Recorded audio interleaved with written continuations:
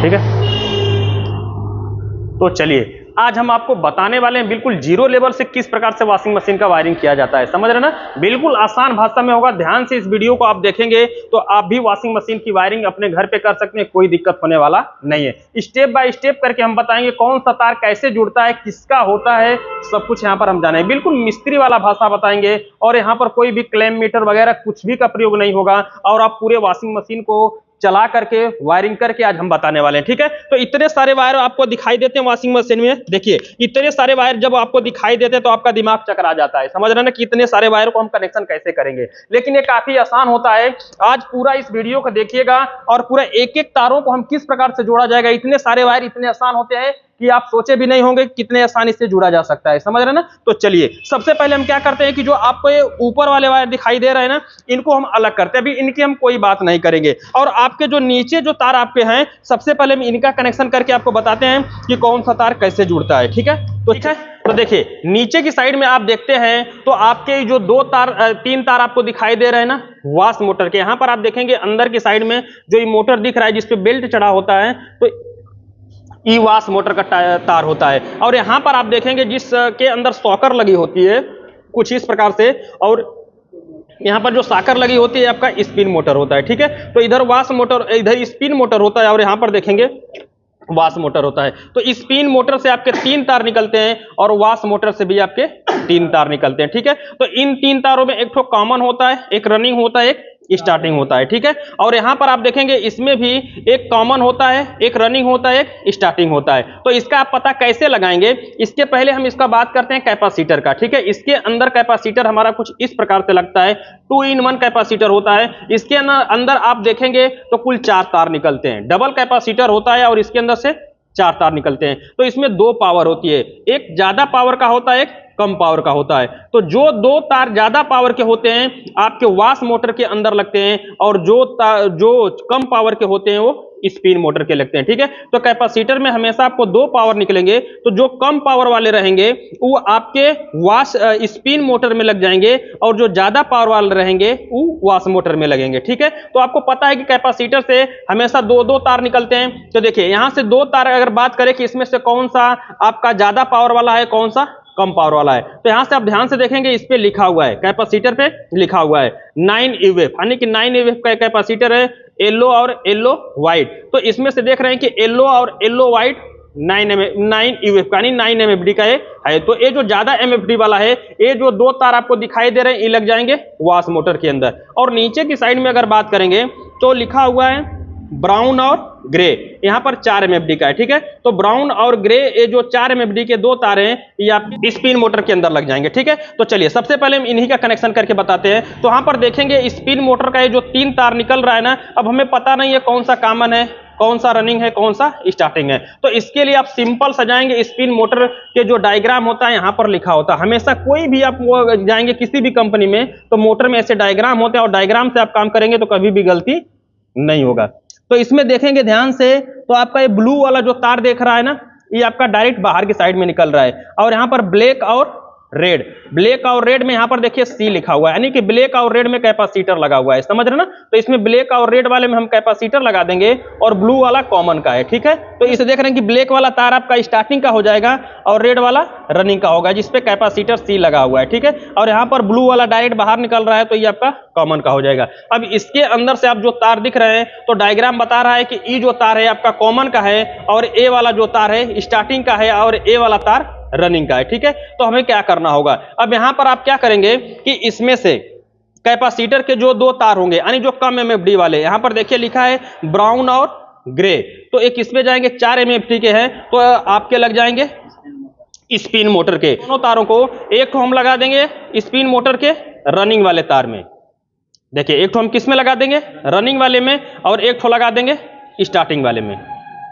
देख रहे हैं ना, तो यानी कि मोटर के 2 तारों में कैपेसिटर लग गया, यानी स्पिन मोटर के 2 तारों में कैपेसिटर यहां से देखेंगे कि लग गया। 3 तार में से 2 तारों में आपने कनेक्शन कर दिया है। ठीक है, अब यहां पर आप देखेंगे कि किसका तार है, वाश मोटर का। तो वाश मोटर में भी देखेंगे सेम टू सेम, जैसे ऐसे डायग्राम बना था तो यहां पर भी आप देखेंगे तो डायग्राम बना होगा जो कि देखने में काफी परेशानी होगी। तो चलिए हम आपको बता देते हैं, कंफर्म होगा। यहां पर आप देखेंगे तो इसमें से ब्लैक वाला जो तार है आपका कॉमन का है, और इसके अंदर दो तार आपके जो येलो येलो दिख रहे हैं कैपेसिटर पे जाएंगे, ठीक है। एक रनिंग का होगा, एक स्टार्टिंग का। और इसमें देख रहे हैं कैपेसिटर में जो ज्यादा एमएफडी के तार है यहाँ पर लिखा हुआ है येलो और येलो व्हाइट, नो ईवे। तो हम क्या करते हैं कि ये जो दो कैपेसिटर के दो तार बच गए हैं ना, तो मोटर के इन दोनों तारों में हम इस प्रकार से लगा देते हैं।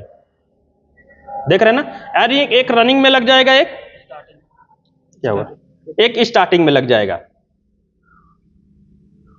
देखिए अब यहां से इसके भी दो तार लग चुके हैं। अब इसके अंदर देखिए कि इस वाश मोटर में कैपेसिटर लग चुका है रनिंग और स्टार्टिंग में, और यहां पर भी देखेंगे स्पिन मोटर में भी कैपेसिटर लग चुका है। अब यहां पर हमारा कैपेसिटर का पूरा कनेक्शन हो गया है, समझ रहे ना। अब आपको इसमें अंदर क्या देना होगा, देखिए इसका भी कॉमन बचा है और इसका भी कॉमन। इसके अंदर मेन लीड का क्या पड़ेगा, न्यूट्रल। तो देखिए कहां है मेन लीड, देखिए इसकी जो क्या होगी मेन लीड। मेन लीड से कितने तार, तीन तार। एक तो आपका ये ग्रीन वाला तार होगा अर्थिंग का होगा, और ये ब्लैक वाला न्यूट्रल का होगा, और रेड वाला फेस का होगा, समझ रहे ना। तो इसके अंदर से अभी अर्थिंग के हम तार को छोड़ते हैं और इसके अंदर सबसे पहले न्यूट्रल के तार को हम देते हैं। तो मेन लीड से तीन तारों में से आपको इससे कोई मतलब नहीं है, आपको दो तार से मतलब होगा, एक न्यूट्रल का एक फेस का, ठीक है। तो न्यूट्रल वाले तार को सबसे पहले इसके कॉमन वाले पे जोड़ते हैं। आपका जो मेन न्यूट्रल होगा स्पिन मोटर का यहां पर क्या हो जाएगा, कॉमन वाला तार एक यहां पर जोड़ देंगे, ठीक है। और इसके बाद इसी में आपका जो वाश मोटर का ये जो कॉमन वाला तार होगा वो भी कहां जुड़ेगा, न्यूट्रल में जुड़ेगा।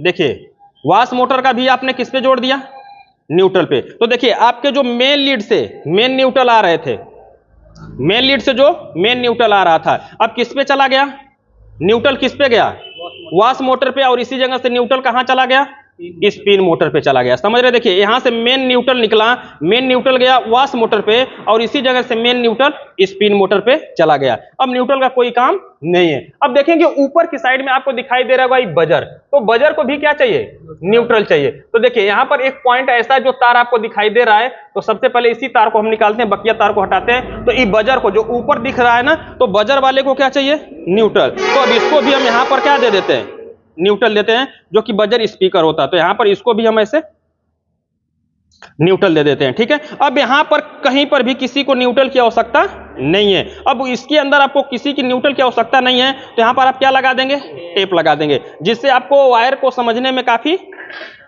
आसानी होगा। अब आपको न्यूट्रल के तारों को कोई खोजना नहीं है। जिन जिन चीजों को न्यूट्रल की आवश्यकता थी यहां से सबको क्या हो चुका है, न्यूट्रल मिल चुका है। टेप लगा देते हैं, देखिए अच्छे प्रकार से यहां पर टेप लगा देंगे।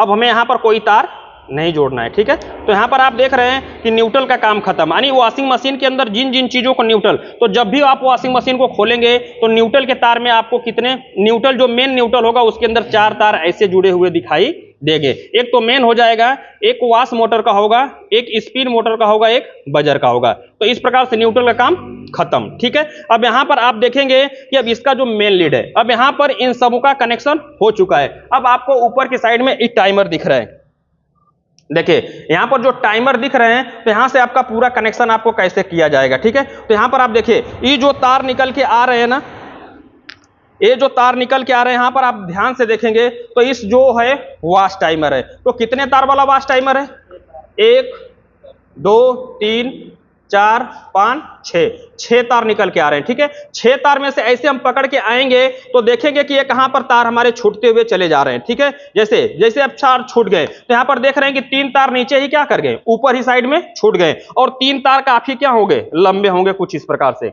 देख रहे हैं ना। 3 तार काफी क्या होंगे, लंबे होंगे, समझ रहे ना। तो 6 तार में से 3 तार तो काफी क्या है, लंबे हैं। तो इससे हमारा दिमाग काम करता है कि कहीं ना कहीं ये 3 तार कहां आएंगे, नीचे की साइड में आएंगे, और जो 3 तार आपके छोटे हो कहीं ना कहीं ऊपर साइड में क्या हो जाएंगे, लग जाएंगे, ठीक है। तो अब इनका कनेक्शन कैसे करेंगे, ध्यान से देखिएगा। अब ये जो बड़े वाले तार है ना, अब इनको हम थोड़ा सा साइड में करेंगे। तो आइए थोड़ा सा नजदीक से आप देखेंगे तो देखिए इसमें एक तरफ से 3 तार निकल रहे हैं और एक तरफ से 3 तार निकल रहे हैं। तो जब हम टाइमर को उल्टा किए हैं, तो जो राइट वाला जो जिधर से 3 तार निकल रहे हैं, तो राइट वाला जो पहला तार आपको दिखाई दे रहा है टाइमर से, ये 100% किसका होता है, बजर का होता है। तो यहां पर क्या लगा है, बजर। तो इसको न्यूट्रल मिल चुका है, तो यहां से हम क्या देने वाले हैं। अब यहां से हम बजर को क्या दे देते हैं, फेस दे देते हैं। देखिए इसके एक पॉइंट में ऐसे, तो टाइमर से यानी कि जब उल्टा करेंगे तो इसका जो राइट वाला जो पहला तार होगा किसका हो जाएगा, बजर का हो जाएगा। इसके बाद यहां से आप देखेंगे उसके बलग में जो एक बड़ा वाला तार होता है, देखिए अब उसी के बलग में आपका जो क्या होगा,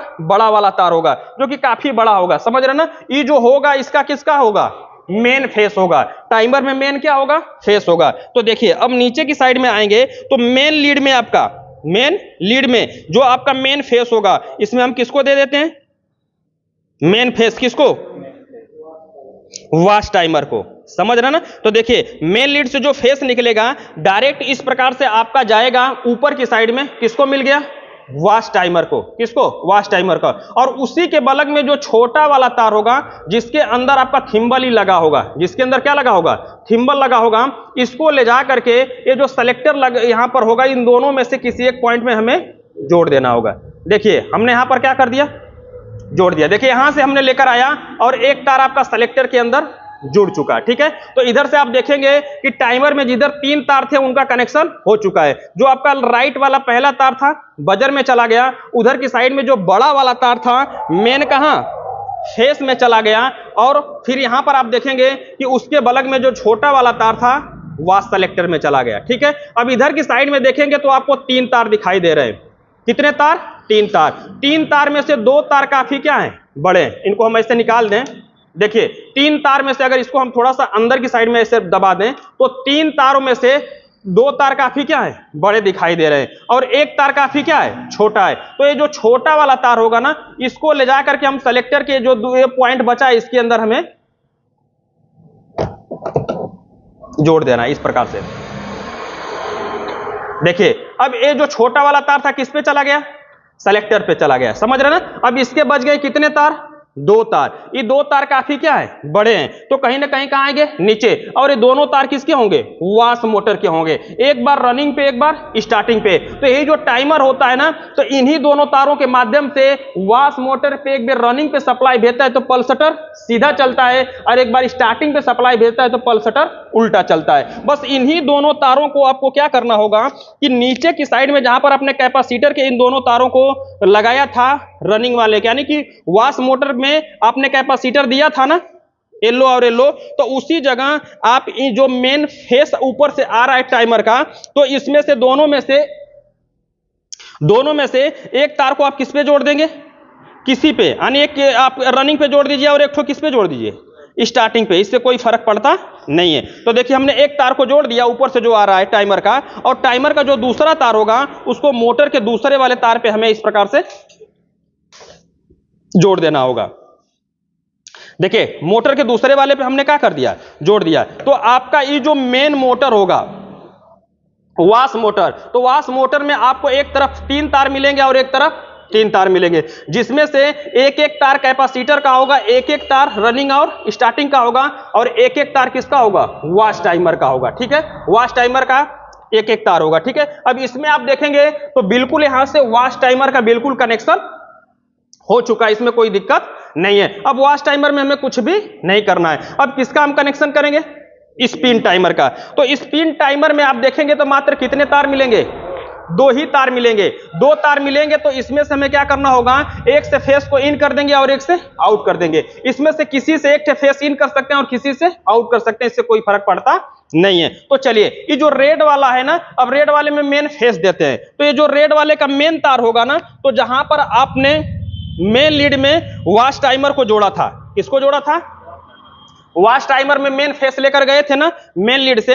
अब इसी जगह स्पिन टाइमर में भी आपको मेन लीड को क्या करना है, जोड़ देना है। मेन लीड में स्पिन टाइमर के भी तार को ऐसे जोड़ देंगे। अब यहां पर भी कोई फेस आपको नहीं देना है। अब यहां से मेन फेस, यहां से जब मेन फेस आएगा तो कहां जाएगा, वॉच टाइमर में चला जाएगा, और यहां से जो मेन फेस निकलेगा स्पिन टाइमर में चला जाएगा, ठीक है। तो चलिए अब यहां पर हम इसको भी क्या करते हैं, टेप कर देते हैं। अब यहां पर भी कोई तार नहीं जोड़ना है, तो जहां पर कोई तार नहीं जोड़ना है वहां पर हम क्या करते हैं, टेप आपको लगा देते हैं, जिससे आपको करंट वगैरह से क्या हो सके, बच सके, ठीक है। तो देखिए अब यहां पर हमने लगा दिया टेप। अब यहां पर हमें कोई मतलब नहीं है। अब यहां से जो मेन फेस होगा ना, देखिए जो मेन फेस होगा कहां जाएगा, स्पिन टाइमर में। अब इस तार से हमारा फेस क्या होगा, आउट होगा। जब आउट होगा तो इसके अंदर आपको पता है लगती है डोर स्विच। तो यहां पर आप देख रहे हैं इसकी क्या है, डोर स्विच है। अब यहां से जो फेस आपका निकलेगा, यहां से फेस क्या हो रहा है, आउट हो रहा है। तो आउट करके जो डोर स्विच में दो तार आपको दिखाई दे रहे हैं, तो इन दोनों में से किसी एक में हमें क्या कर देना होगा,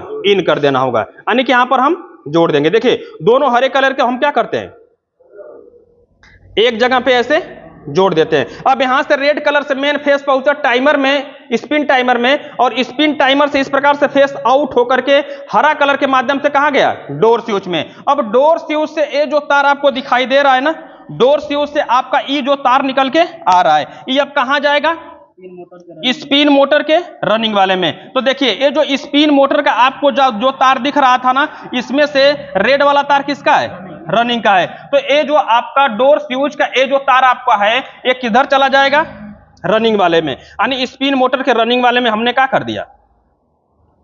देखिए इस प्रकार से हमने जोड़ लिया। तो यहां से आप देखेंगे कि पहले यहां से मेन फेस, देखिए यहां से समझिए, यहां से मेन फेस निकल के इस प्रकार से गया कहां, स्पिन टाइमर में, और स्पिन टाइमर से हरा कलर का फेस ऐसे निकल करके आपका जा रहा है किस प्रकार से, देखिए ऐसे निकल करके हमारा ग्रीन कलर के माध्यम से कहां गया, डोर स्विच में। और डोर स्विच से अब हमारा तार जो फेस होगा वो निकल के कहां जाएगा, स्पिन मोटर के रनिंग वाले में। ठीक है, अब इसमें देखेंगे इसका पूरा वायरिंग का कनेक्शन हो चुका है। अब जैसे यहां पर हम क्या देंगे, मेन सप्लाई देंगे, आपका पूरा वॉशिंग मशीन क्या होगी, चलने लगेगी। ठीक है, तो चलिए लगाइए इसको। ये कनेक्शन नहीं हुआ तो